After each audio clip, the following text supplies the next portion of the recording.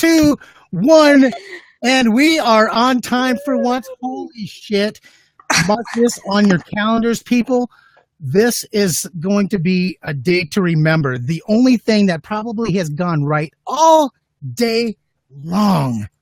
Yes. God damn. What a day. No kidding. Well, how was your day?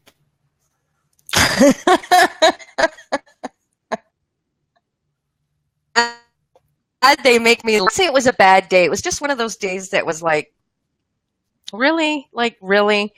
And it's been a great week. And today started great. And then I had a really important appointment that I've been waiting ages for, an ultrasound on my leg, because I don't know, there's something on my leg and like, don't know what it is. So I was supposed to go for an ultrasound and I was watching the clock all day and I frickin' went there an hour late. Oh no. It's like I blacked out part of my day. Like I don't know what happened. And I was like, get dressed and I better. All day I'm watching the freaking clock and I'm telling people, okay, well, I'm going to be out. Like I have to go soon. And then it was like I blacked out. I don't know what the frick happened. So I show up an hour late. So now I have to wait till like middle of October. And then I think I got a spider bite on my arm. And I don't know what's happening with that. It's getting bigger by the second. And then, yeah, I don't like it's not a mosquito bite. It's like getting big and it's got like a dot in the middle. So I'm thinking it's a spider bite. But, wow. And then that's what got me sick last week were spider bites.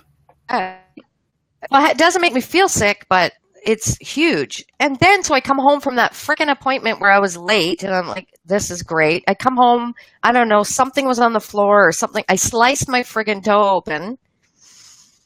And so then I'm like, well, I guess I better put a Band-Aid on it. So I go and get a Band-Aid and I get this tube of this antibiotic ointment I have.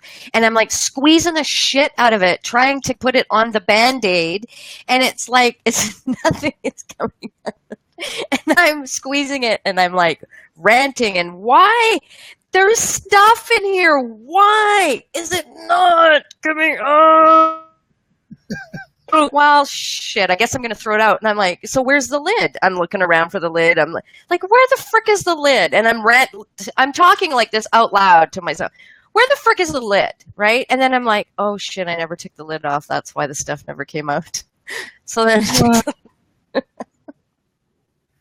Wow. So, yeah. So that must have gone back to your blackout period because. And I'm not a drinker. Like, I don't know what happened. But part of my day disappeared. I'm thinking. Because, maybe a little coffee and Kahlua in the morning would get your day going right. I don't know. I still believe that eclipse, that solar eclipse discombobulated a bunch of us to the point where we're having a hard time getting back in touch with our natural biorhythms. That's my theory, because it's been, for me, everything has been kind of upside down, backwards, and a little bit wonky since the eclipse. Oh, you're buying into the woo-woo stuff. Not really, but, there's something to be said about, everything is, all the stars are lining up, and then all of a sudden this freaking eclipse, and then everything seems to be going sideways. Yeah, I think you're right. Shit. Yeah, well. That's true. After listening to how your day went, though, my day was actually kind of easy. I mean, other than the fact that we loaded about 2 tons worth of cinder blocks onto a trailer, then unloaded them, then brought it back, and then put another 1.5 tons onto the trailer again. My day doesn't seem so bad. Really, I didn't hurt myself.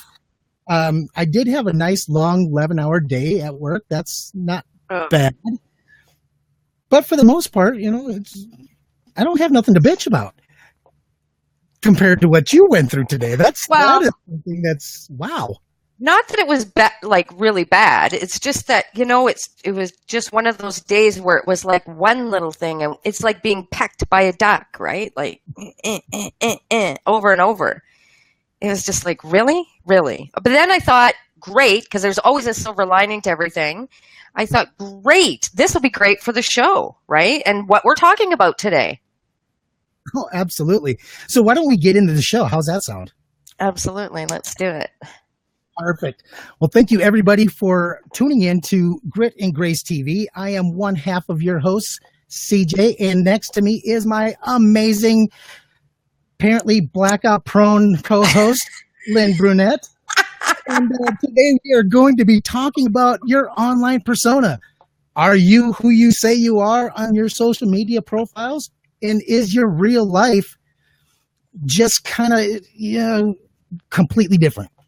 Do you play that game where, online you're the Hollywood superstar, you're the expert, you're the professional, you are the best at what you do.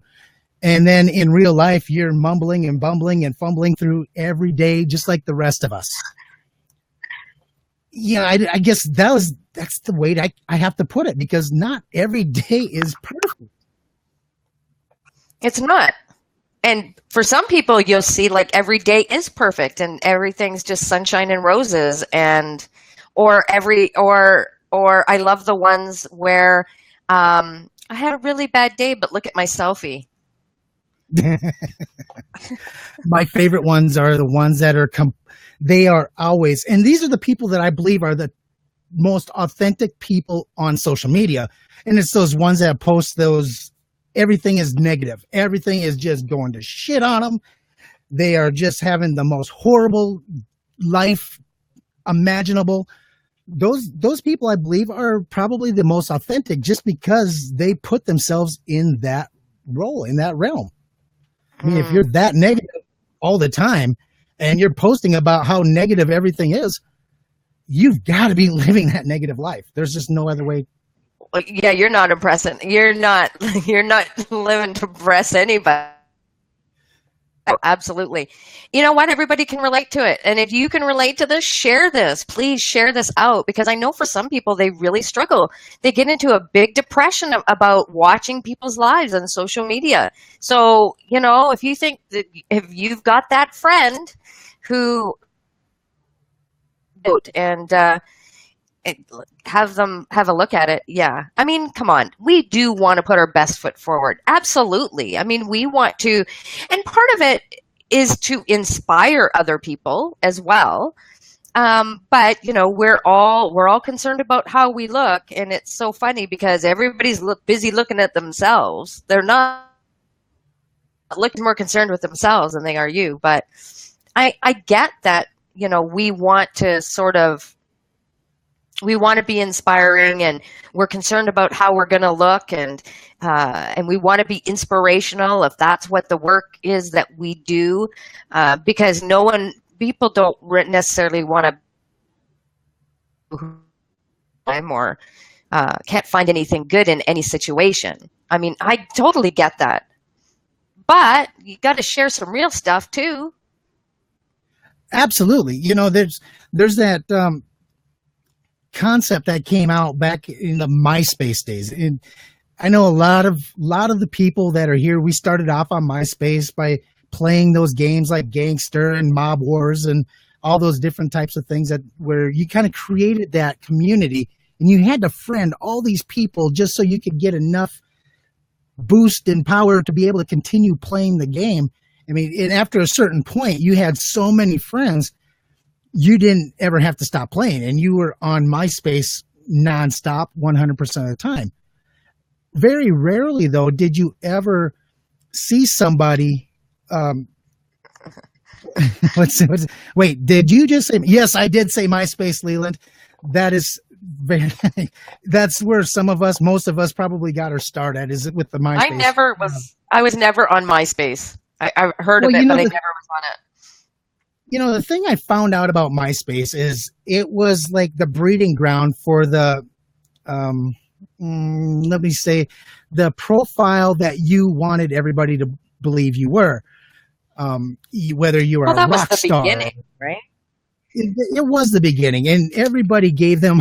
see, Leland was a cowboy on MySpace, so it is what it is, and that was the it's chance for people to put a different persona out, because that was sort of like the beginning of all of this. So it was like, whoa, this is a new thing. I'm putting myself out there, and I can recreate myself any way that I want. Leland, I think somebody took everybody's pages down. If you remember, about a year and a half ago, MySpace got hacked, and they stole over. I think it was like 150,000 people's profiles, and they started using those for other reasons. It was probably Russia. Who knows? I don't know. It seems like Russia is the people we blame blame everything on these days for hacking. But yeah, but when it came to Twitter, you started seeing that with Twitter. People came up with these nicknames that were just all over the board. I mean, let's use the nickname that we love to hate over with Terra Firma and Drew Carson's people, Donkey Punch for life. Yeah, That's exactly come on. what I thought of. Yeah, exactly. But through these names, they started creating these personas around these names, whether they're haters, people who just go around and just hate on everybody's stuff, or whether they are portraying some kind of professional persona that they aren't. You hear it. Brad Paisley's song, I posted that song today online by Brad Paisley, and that is exactly, it says everything. It says exactly what I would say probably 80% of the people on social media are about. And if you're just business on the because everybody who has a business is using social media as a tool. If you're just like a regular person and you're just on social media, then fine, do whatever the hell you want. It's when you're arraying something. There's a lot of people that are getting screwed because people are portraying, look at me, look at the lifestyle I live, look at the cars I drive, look at, there's actually, I was reading this article about people who hired, I can't remember exactly when, but there was photographers hired, and they created these accounts, these Instagram accounts, and how fast followers and how quickly it grew. And people do that on Facebook and Twitter and all of these platforms as well, but it's, and then if you can't deliver, but you're looking like you're making the bucks. And I understand you have to have some level of, I don't know, like nobody's going to want to do business with somebody that's like, shit, I can't pay my rent and my car broke down and it's a piece of shit. Like, you're not going to want to do business with somebody like that. I get that. At the same time, you can always find something good. But yeah, shit happens. It's the ones that act like nothing ever happens, and those are the ones that to people.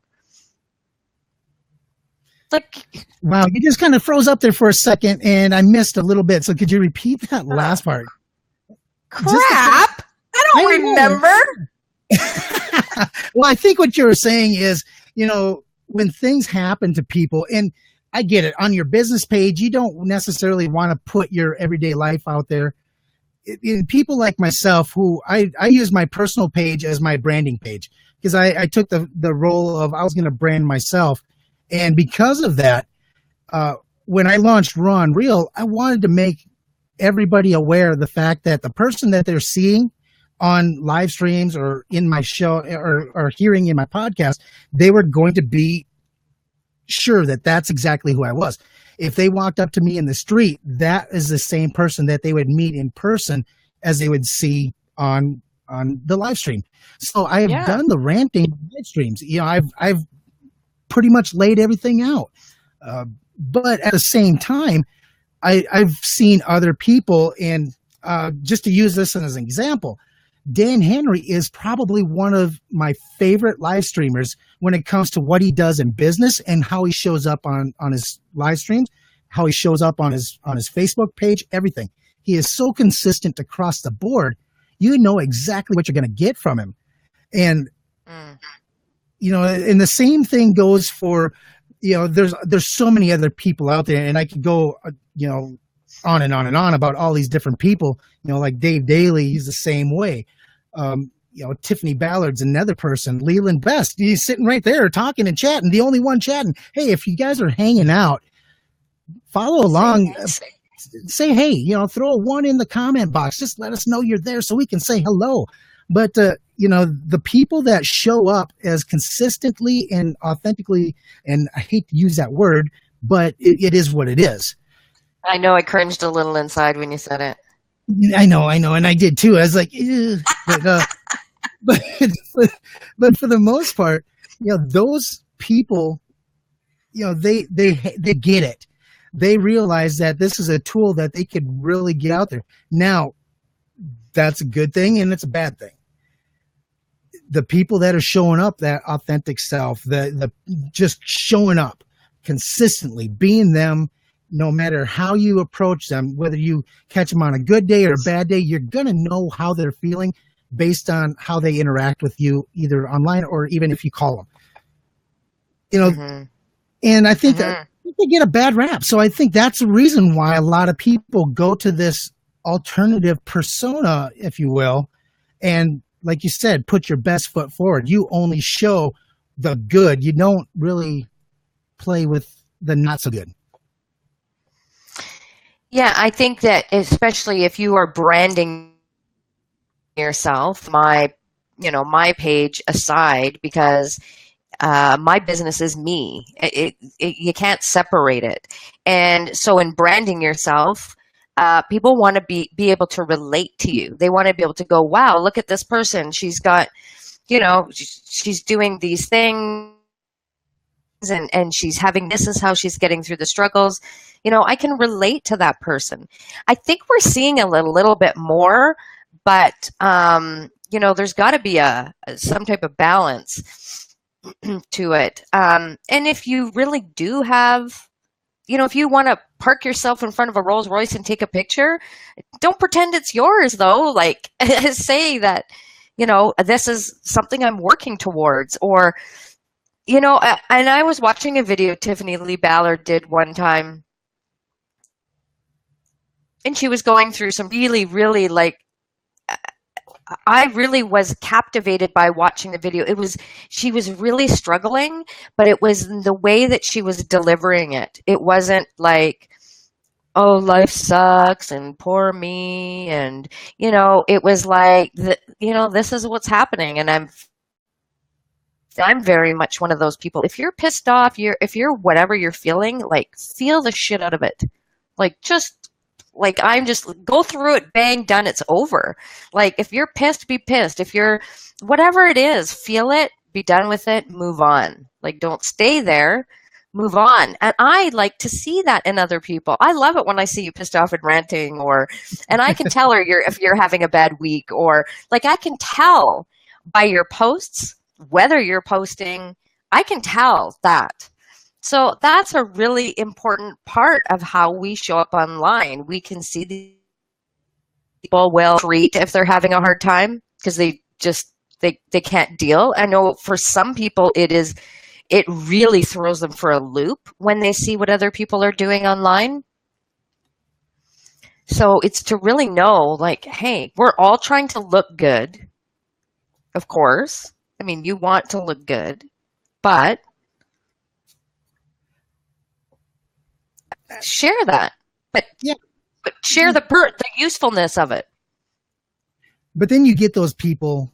I mean, I don't know about you. Do you delete people on a regular basis if they put in something that just doesn't make sense? I mean, it doesn't really. You know, here's the thing I get. I get a lot of people saying, hey, I just want to see what my following is. So why don't you post to see it so I know that you can see my posts and all this kind of stuff.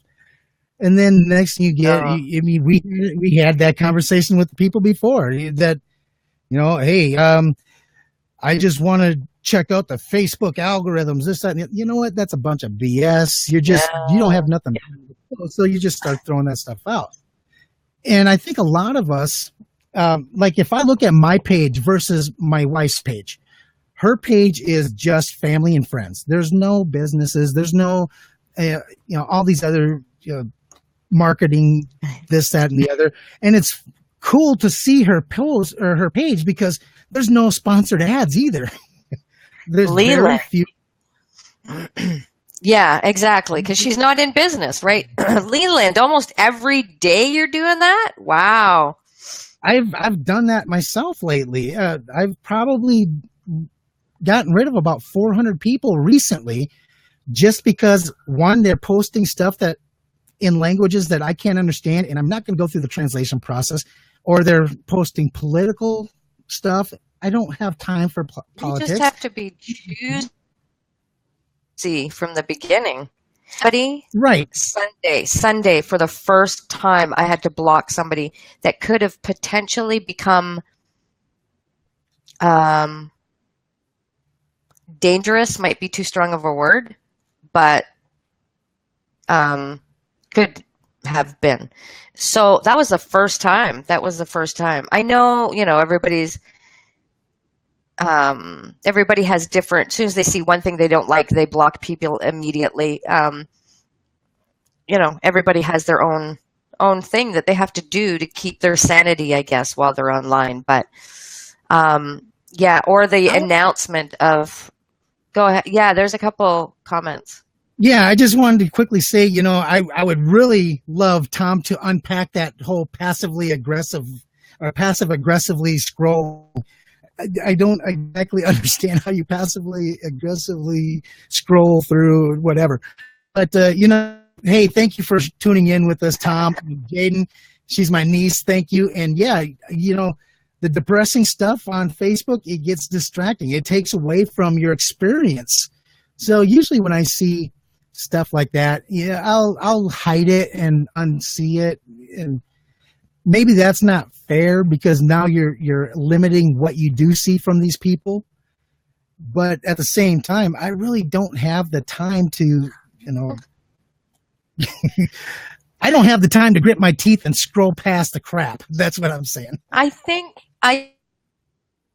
if it is, I mean, we have to know what is going to trigger us or what we're not going to put up with, or, we have to know all those things for ourselves. If you see continuously negative posts from somebody, but it's really, you see somebody stuck in victim mode, you can't help them.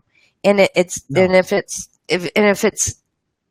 bringing you down, then you gotta get rid of that. But every once in a while you see somebody that normally, they're living life with this, and then we can all be there for each other as much as we can. But yeah, there's some. If I see like that, I'll try to do an uplift post, comment to them the first time I see it. But if I see it become a trend, no, hide. I don't want to see it. So, yeah, spammers, yes. I love spammers. Well, some people just don't get that. Some people still don't get that. Victims don't want help. That's right.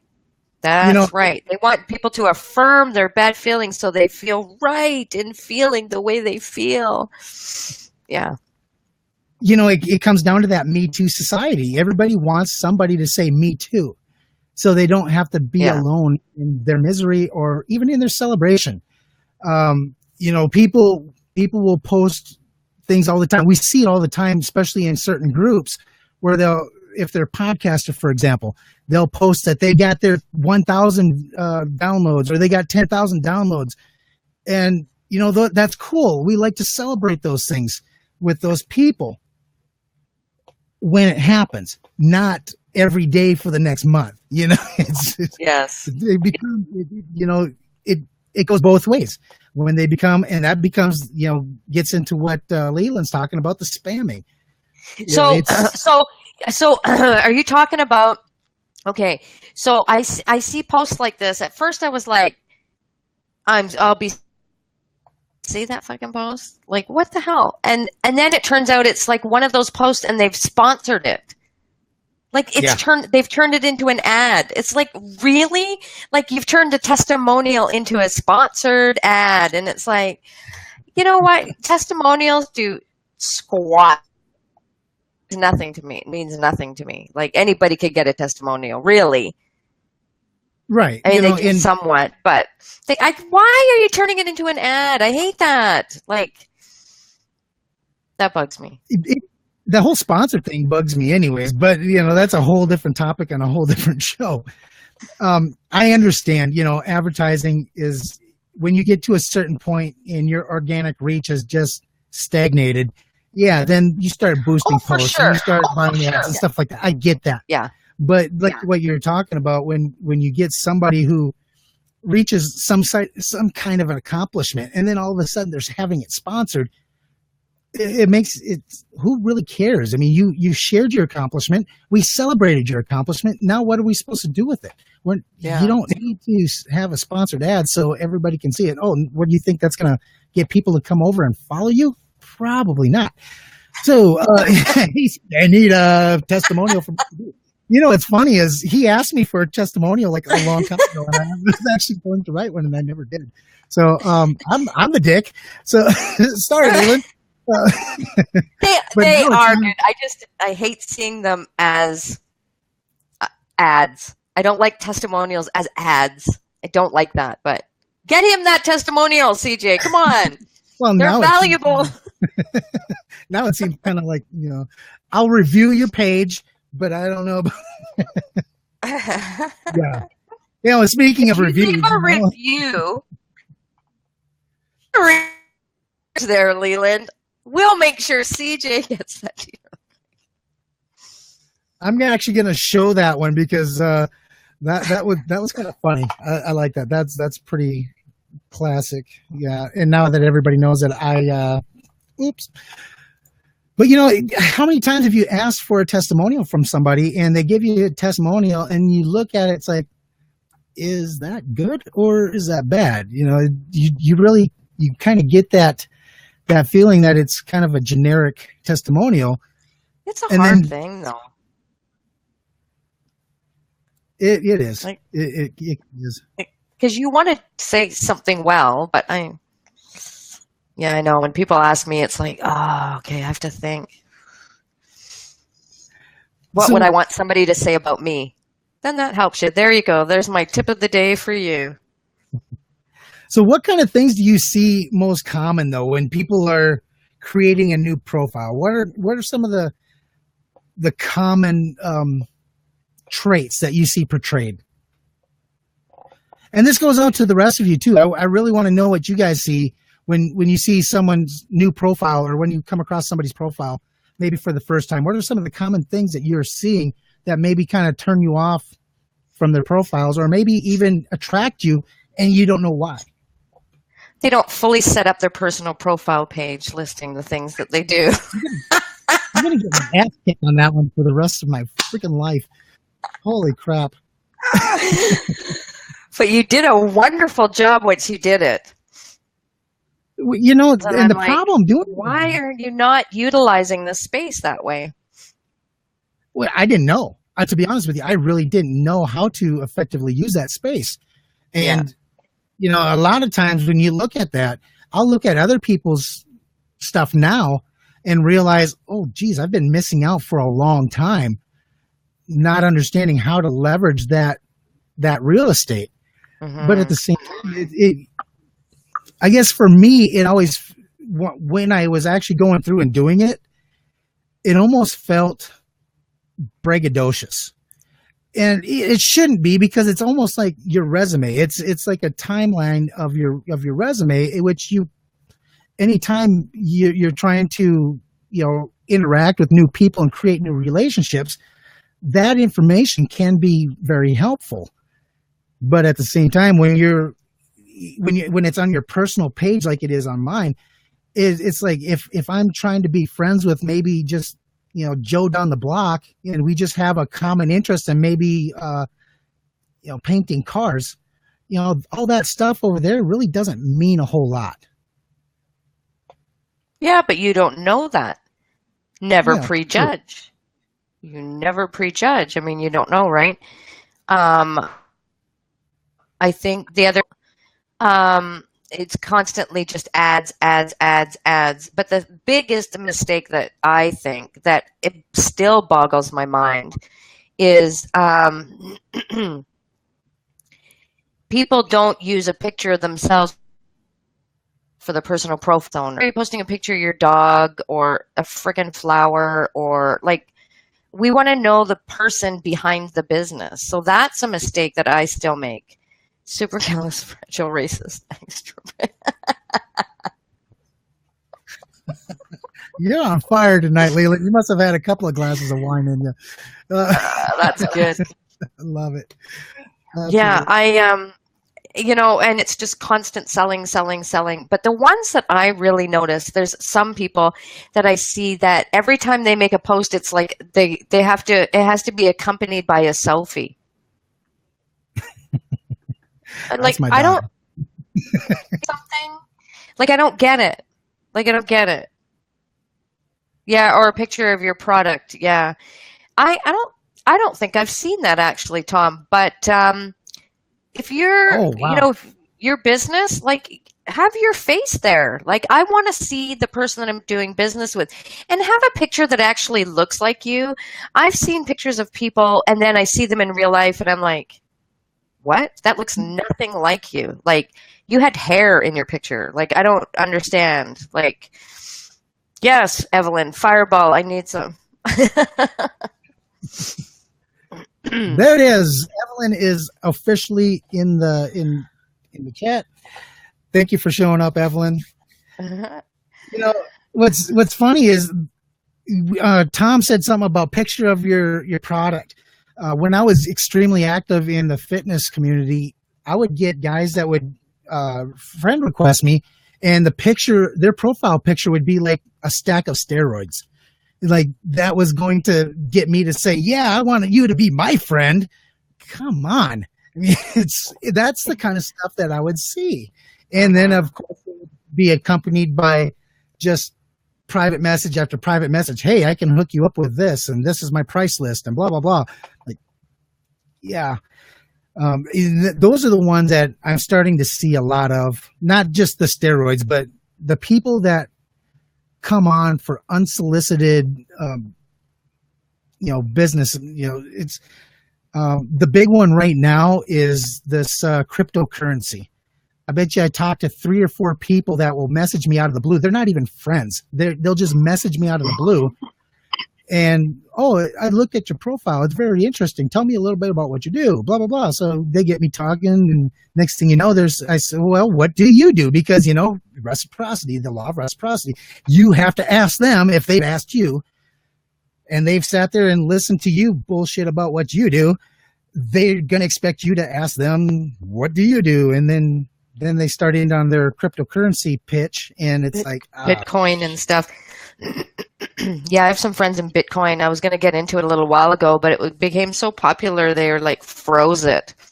So I was all ready to I think that you have to be as transparent and real as possible. You can't portraying something that you're not especially if you're in business. And I guess we should talk about if you're in business, not if you're not, because that's where it really comes into play. If you're pretending to be something you're not, how many people I've talked to that have been ripped off by other business owners because they portrayed something, they portrayed themselves in certain ways that they were very well off, that they had so many clients, they were turning them away. And then, I'd be talking to people going sheets or something to fill out. I never really, and they changed, they had to cancel appointments all the time and just not living up to it at all. And, I think people are getting smarter now. Like, I think that we're getting a bit more, not choosy, but we're a little I bit think smarter in determining whether we're a little bit more someone's. market-wise.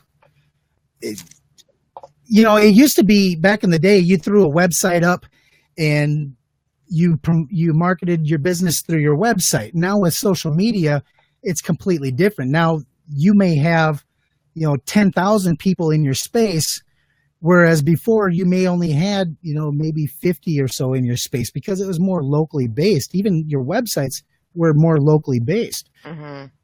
Social media, you're world based. So there's a whole lot of different parameters when it comes to marketing your business. And you see it when live stream first started. I don't see it as often anymore as I used to in the beginning, but when live streaming started, it turned into a marketing platform that just exploded.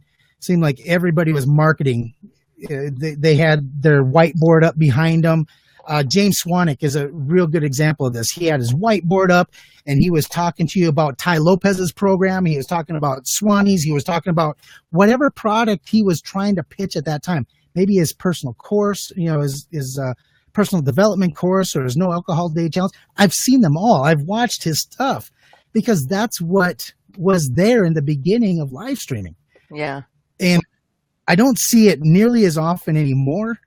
But every now and then I'll see something come out where, somebody will use a live stream and kind of almost camouflage it and it turn it into like a webinar.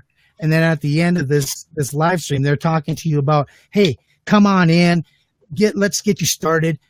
Shoot me a private message and I'll call you and we'll get you started and blah, blah, blah. It's like, dude, come on. Yeah. Yeah. I think that, so I was reading this interesting article, actually. So, it comes down to discernment and gullibility.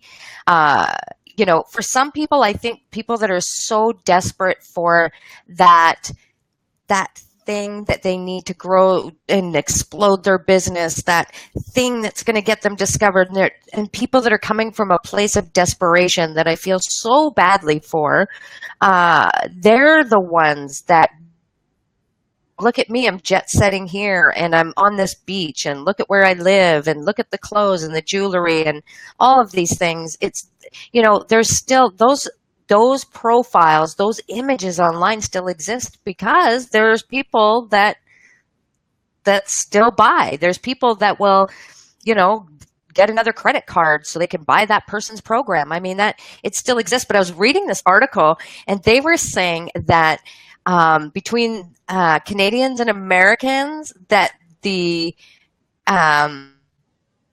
were much more discerning and hesitant in buying into certain things, and that Americans were more gullible.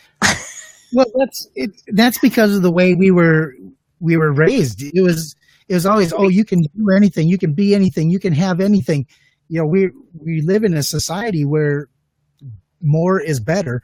And if you find an easy way to get more, wow, I got to try it. I got to, when the whole flipping houses market, there was probably, 50, 60, 70 different infomercials on how you can buy property basically with no money down and flip the property and sell it real quick before you even had a payment due.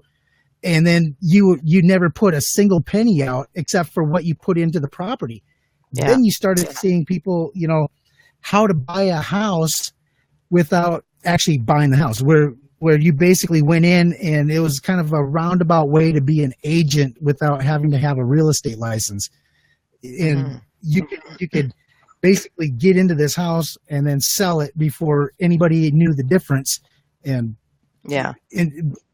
There's all these different ways of making a quick buck. And, as Americans, most Americans believe that if I can make a quick buck, that's better than working for the long buck. And that has just been ingrained in us through those infomercials. And I mean, the people who came up with that whole infomercial concept, the psychological studies that they must have done to find out what those triggers were in Americans is just baffling to me. Well, look at QVC and a home shopping network. And I mean, there's people that get themselves into so much debt over that. So yeah, that can play into it big time. I think that we bring if these people were really so rich and had any kind of heart, they would give that shit away to improve other people's lives. Yeah, I agree. But on the other hand, if you work hard and you have money, it's kind of like we dog people who have for having money and being rich. No, I have actually done that before on a program when I lived in Texas. Texas deregulated the energy market. So you had all these little tiny companies who would buy portions of energy from the energy companies, and then they would go out and resell that energy to people. So you had companies like Green Mountain, Stream Energy, Excite. I mean, all these different little tiny companies. And I was approached by a guy from Stream Energy. And he says, yeah, just come on. It's your own business. You do this, blah, blah, blah. And I told him, I said, hey, look, if this is such a great thing, put your money where your mouth is. Sign me up. I'll get started. I'll sell the energy. And then when I make the $300 that it costs to become a member, we'll settle up then. And he actually did it. He actually put his money where his mouth is, and believe it or not, I actually made money doing this. But there's very few companies that are out there that are willing to do that. The concept of, hey, try it before you buy it, it doesn't exist. I mean, people have been programmed to believe that if it's free, if you get a free trial, there's no value in it. So you've got to pay $1,000 in order for there to be any value in the information that you're receiving. Mm-hmm. Yeah, it's a little bit freaking wacky, isn't it? It's a little bit freaking wacky. I think that and the other thing I wanted to bring up with that is I think that, we're business people somewhat for what, the energy that we put out there. We're all in this together here. We're all working. We all have a reason why we're doing this. And I think what really gets in the way is the whole competition mindset. You see that out there so much that people don't want to support anything like that. And I think it's that trying to appear better. And come on, let's help each other out. Be responsible for the energy that you bring to the place, and just be real and be honest. It's crazy this. Also, that you have to take some of it with a grain of salt. I think there's some people that get really highly offended, really offended. And that really, I don't know. We can't be responsible. We have to be responsible out there, but responsible for how at the same time. So the only compass you have is to be yourself and to share those things. Just be real.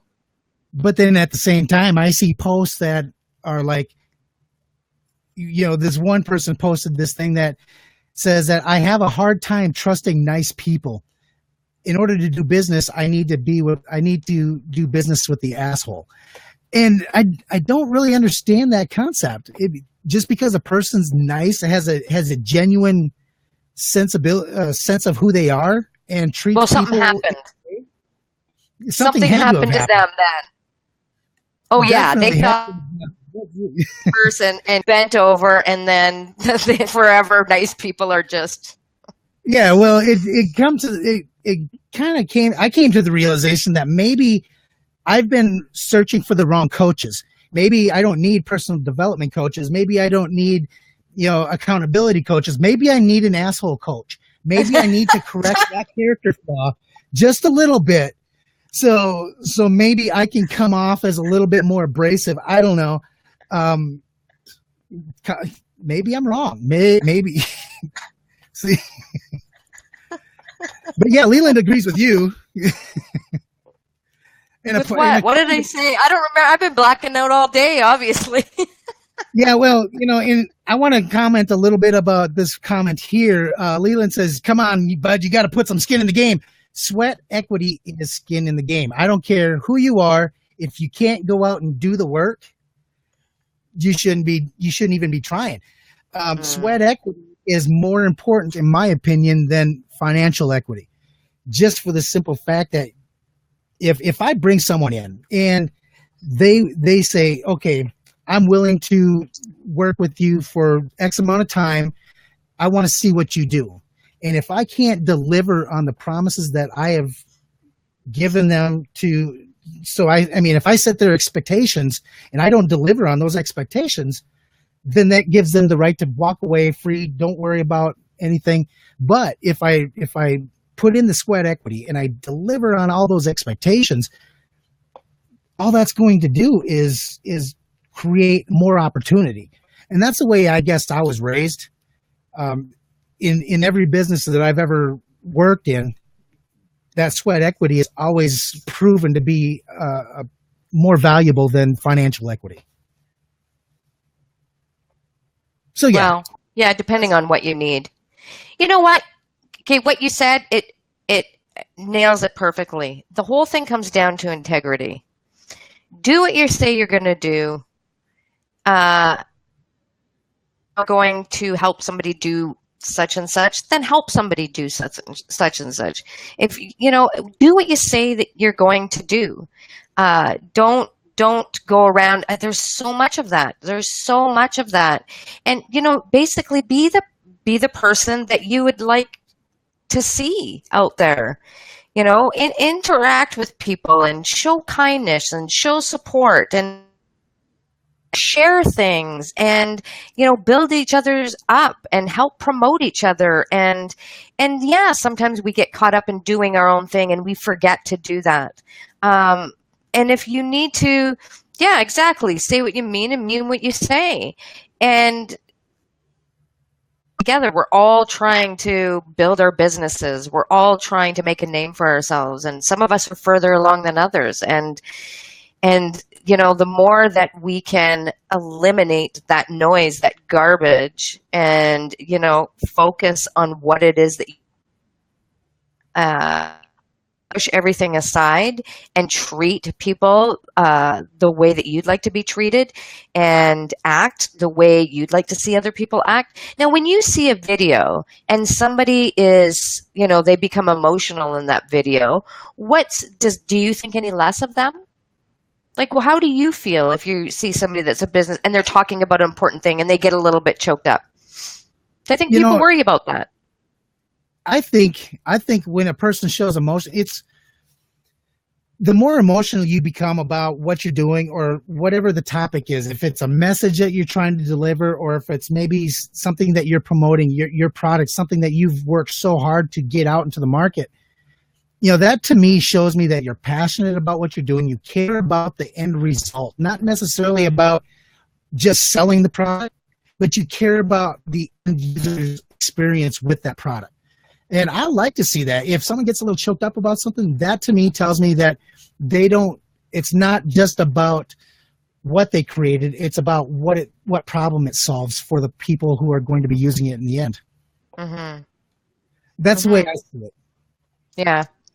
Well, yeah, I mean, it shows that they're human. There's things that touch us. There's things that grab us. There's times that we want to just say, screw it. I'm so done. I don't think I can do it. I've been pushing and at various times, yeah, there's times when you think, yeah, absolutely. Well, especially with you, Tom, with what you do, working with people and legacy, when you see that, that, yeah, that's a real living, breathing person. And that is, in this day and age where you're trying to discern between somebody whether they're real or not, if you can see a little bit of that, then that that they do struggle. So, kudos to those people who have those really raw emotions and show that. And you know what? I've never seen anybody trashed for doing that. I've No. seen that, and I've seen comments. No one trashes them for that. Absolutely not. Yeah. You know, in spirit of what we're talking about right now, I know, Tom, you've got an amazing business. So please share your link in the comments tonight. And same with you, Leland. Please do share your, and anybody who watches this, even on the replay, if you've got something that you're proud of and you've got, you know, a message to put out or whatever, please share the link to your Facebook page or even to your website, because you know, that's really what we're talking about here is supporting each other and not just tearing each other down. I'll be the first person to admit my business, you know, when I started structuring my business originally, it was all over the place. I really didn't have a focus. I really didn't have a map, to say the least. I mean, I was kind of confused as how to put it out there in a way that people would understand what it was that I was trying to do. Leland is the person who helped me focus that and really helped me structure everything that I've got on my business page, on my website, and on my Facebook page. So that's the type of person that we're talking about when we're talking about helping each other out, being open and with each other about things. And that's, I think, a new trend that hasn't really taken off all that well yet. I've done the same thing for other people's. I don't know where that word came from, but anyway. But Rob Farker and I didn't say Rob Farker over in Australia, he is just now beginning his podcast production company. So I shared with them everything that I could, you know, down to, you know, what services I offer, how I charge for those services, everything, because I wanted him to understand that regardless if he uses that same pricing structure, there is a transparent way to learn what you're getting into up front, rather than having to play around and struggle and try to flounder around. I mean, hell, I've been doing this for a long time. I started Skyline Video Production. Let me see, it was back in 1999 is when I started Skyline Video Production. And I didn't have a single consistent month until 2006, because I was constantly struggling, trying to find out how to sell a video production service without anybody ever, you know, guiding me. Other companies in town, they didn't want to help me out. And the people that did want to help me out, well, they wanted to try $5,000 to learn. Whoa.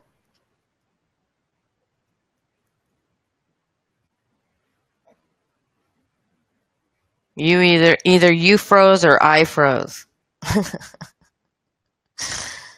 Uh-oh. Someone froze. Major technical snafu. Uh-oh.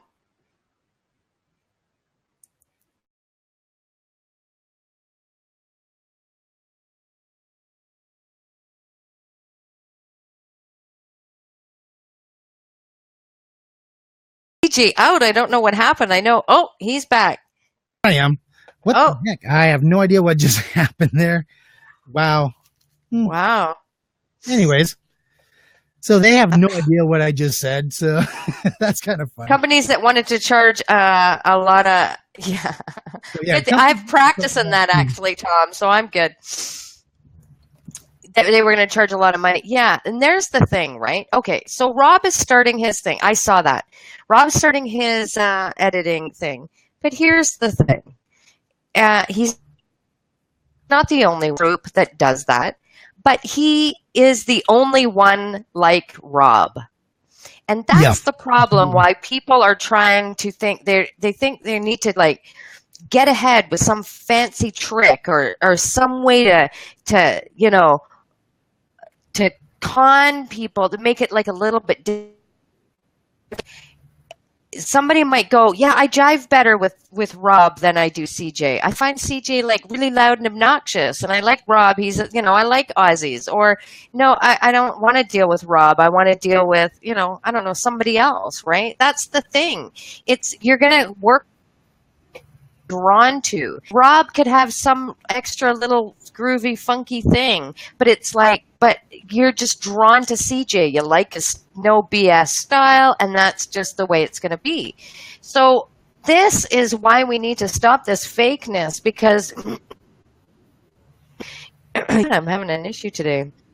Hell of a day, because somebody could have this total profile like I'm rocking it and look at me and I got the big boobs and I'm living on a beach in a hut and I got this and that, I got my own helicopter. But then you talk to somebody, and how are you able to make that person's thinking they're going to sound like this, they're going to talk like this, and you have to maintain that all the way through. You've got them. Then they're going to find out that you're really not what you say you are. So, I want to address something that Tom just said here. He goes, there are others who do what I do. I ignore them, just innovate and do your own thing. So I agree with you on what you're saying, kinda. The essence of it, yeah.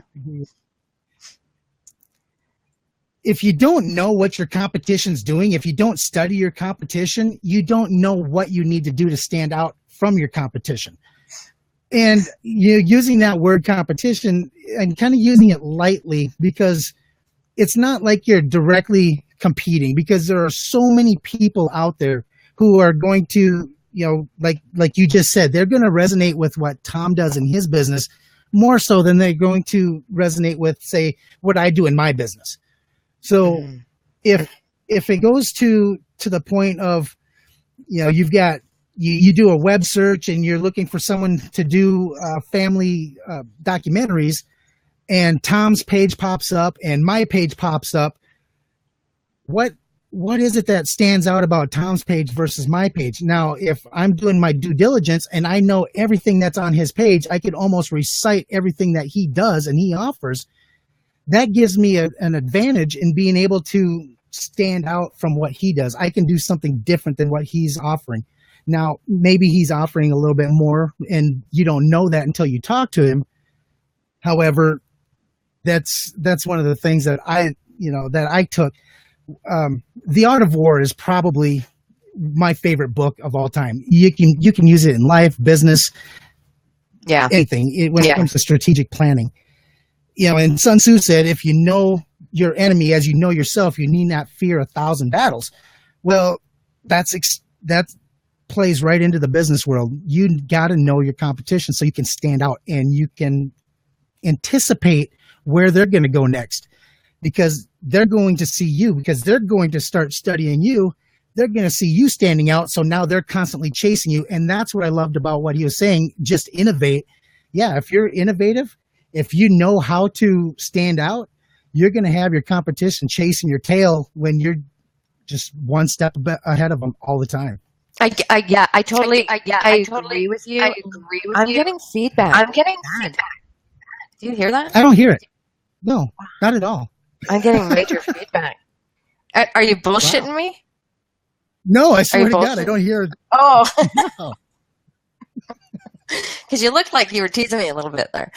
I agree. I agree with both of you, definitely. There's a point where you have to just have your head down and go towards your goal, but I think it's always good to have an eye. Leland could hear feedback, see? But I don't anymore. Yeah, I echoed, but I don't hear it anymore. Must have been a glitch. But yeah, I think you do have to sort of keep an eye on, okay, what are they doing? But it's like a rear view mirror or a side mirror. Like when you're driving, you're looking to see who's beside you and stuff. I don't do that. I do the whole Fast and the Furious stare. Oh God! I just look at them. I make them feel uncomfortable, so they slow down or speed up. Usually they speed up, and I usually don't speed up because I'm chicken shit and I can't afford a speeding ticket. So. But yeah, I think, yeah, you can't focus too much. But for some people, that's hard. They're constantly watching to the point that they're copying. I think it's Yeah. good to just keep an eye on what's out there, because I'm constantly doing that. I know you're constantly doing that, both of us, individually and, together as Grit and Grace. We're watching what's going on. Do it in a way that, for us, it's in a way of, well, let's try that and see that, and maybe we can spin it a different way. So it's always good. Yeah, definitely. But you know what? Be yourself, because you're going to get found out. Someone's going to call your ass out, or you're not going to be in business because people are going to see that, be real. Be real on social media. Like, it's crazy. So and if, what?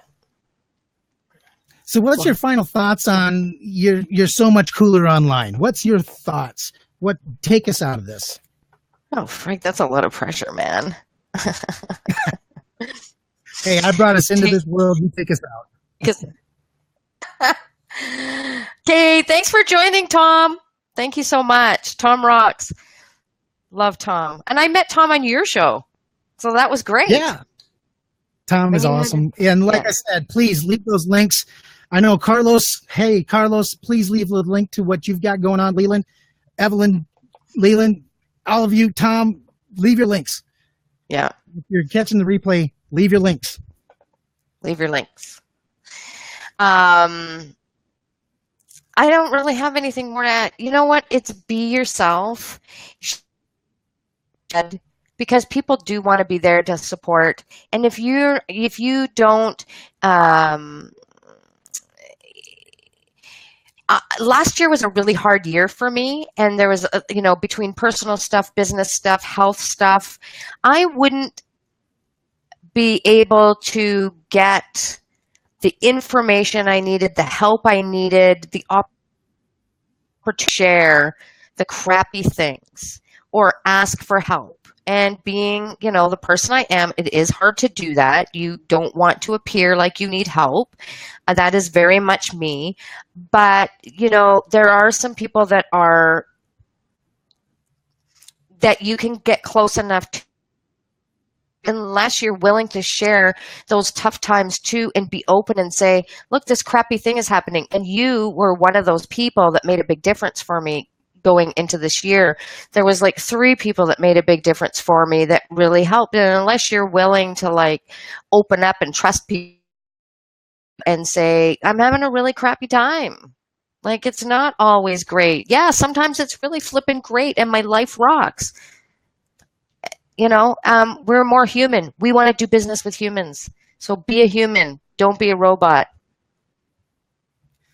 And the only thing that I can say is, just be that person. If I meet you on the street, if I come up to you and shake your hand and say, hey, it's nice to meet you, I hope that you are the exact same person that I met online, because that is really what I'm judging that first impression on.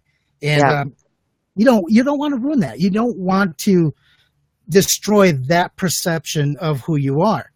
So don't go out there and build up some persona that isn't you. Don't create a character and hide behind a character. Now, because then you'll create a false network of people around you, because they'll think you're one way, and you're going to have that false a real network of people. Yeah, and we haven't met in person yet, so we haven't, but it is coming soon. We'll have to see. 2018, the road show, it's going to happen, I promise. Anyways, Thank you everybody for checking out tonight's show. I appreciate each and every one of you. To find out more about what we've got going on, just go to facebook.com/Grit and Grace TV. You can also find us at gritandgracetv.com, and you can also find everything we're doing at ripkamedia.com. We're all there. Connect with us on Facebook. Share your stories. We love to be able to inspire people through your stories as much as our own. Go to that page and leave a comment. And if you have an idea for a topic, please share that out. We would love to discuss it on the show. Mm-hmm. Absolutely. And just like we say every single week, you don't have to be perfect to be a perfect solution. Peace. Stay wild, everybody.